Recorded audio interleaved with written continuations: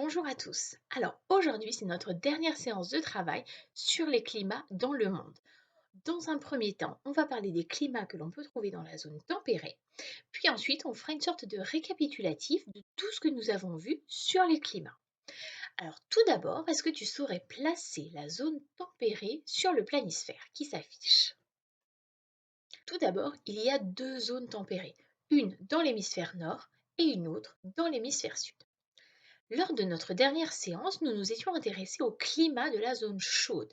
Nous avions vu qu'il existait trois différents types de climats. Est-ce que tu te souviens desquels?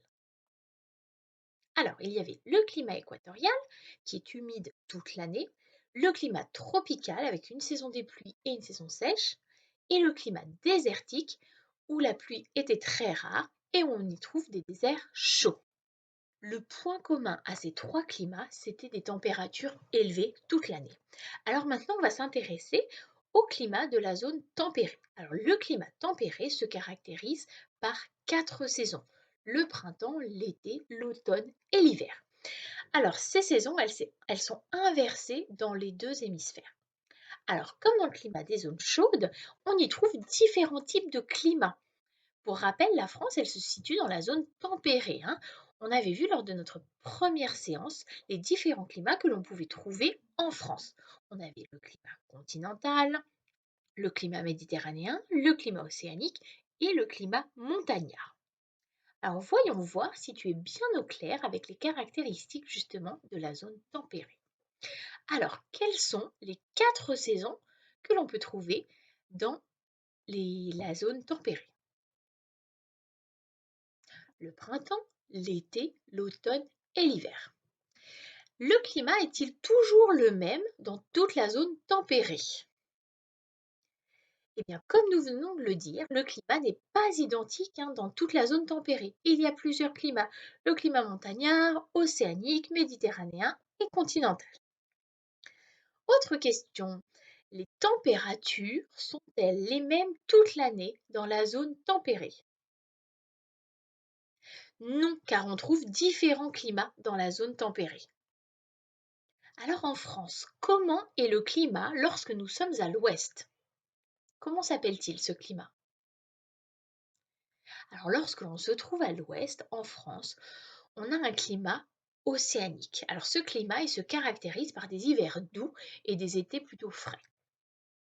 En France, comment est le climat lorsque nous sommes au sud et comment s'appelle-t-il ce climat? Au sud de la France, on a un climat méditerranéen. Les hivers sont doux et les étés sont chauds et secs. Alors, j'espère que tu as bien compris quel climat on pouvait trouver dans la zone tempérée. Maintenant, pour voir si tout ce que nous avons vu depuis le début sur les climats en France et dans le monde est clair pour toi, je vais te laisser faire la petite fiche de révision qui s'affiche. Je vais te laisser mettre la vidéo en pause et nous corrigerons juste ensuite. Alors, j'espère que ça a été pour réaliser la fiche de révision. Alors, nous allons désormais la corriger ensemble, voir si ça a été. Dans le premier exercice, tu devais légender la carte avec les mots suivants: zone polaire, zone chaude, zone tempérée. Tu devais mettre donc la légende pour la partie A. La partie A, donc, c'était la zone polaire. Le B, c'était la zone tempérée. La partie C, la zone chaude. On passe l'équateur d'ailleurs. La zone D, une zone tempérée. Et la zone E, une zone polaire. L'exercice 2, tu devais relier chaque nom de climat à ses caractéristiques. Je te laisse regarder la correction.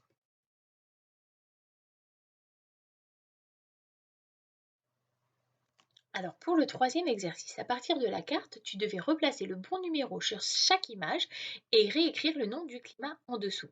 Commençons par mettre le nom du climat sous chaque image. La première image, le climat océanique. Deuxième image, le climat continental. Troisième image, le climat montagnard. Et quatrième image, le climat méditerranéen. Pour le climat continental, c'était le numéro 2, le climat océanique le numéro 1, le climat montagnard le numéro 4 et le climat méditerranéen le numéro 3. Enfin, dans le quatrième exercice, tu devais réécrire le nom du climat sous chaque image, d'accord? Ça, c'était plutôt sur les climats dans le monde. La première image, c'était donc un climat polaire. Pour la deuxième image, il s'agissait du climat équatorial. Et enfin, la troisième image, d'un climat désertique. Voilà, j'espère que tu as bien réussi cet exercice, sinon tu peux le refaire de nouveau pour être sûr d'avoir bien compris. Alors, avant de terminer la séance, je vais te donner un moyen mémotechnique pour essayer de mémoriser où se situent les différentes zones climatiques dans le monde. Voici l'image de la Terre avec les différents climats. Si tu observes cette image, peut-être que cela te fait penser à quelque chose. Il y a une sorte de tranche au milieu et de chaque côté, deux épaisseurs. On pourrait comparer le globe à un hamburger.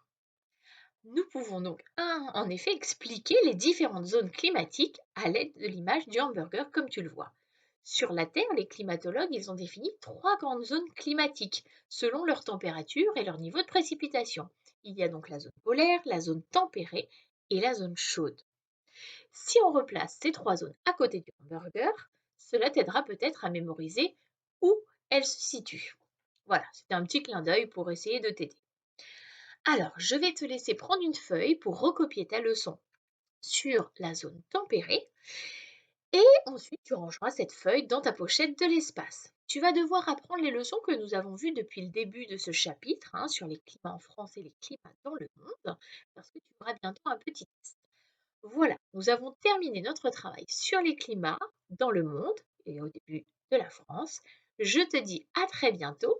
Porte-toi bien.